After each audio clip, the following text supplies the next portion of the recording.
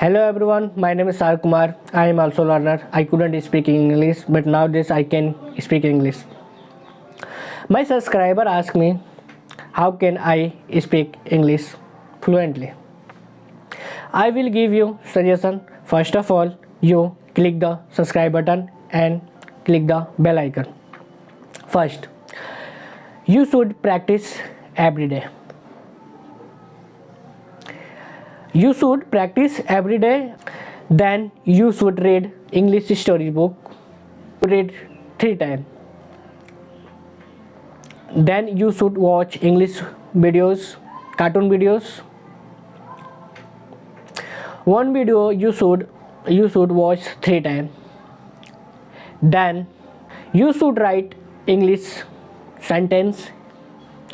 Then you should read loudly.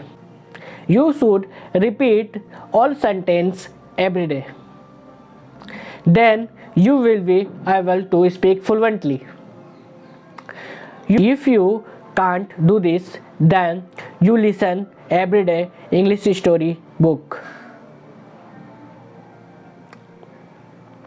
After that, after some time, you will be able to understand all English and you will be able to speak fluently. First of all, you should focus to practice.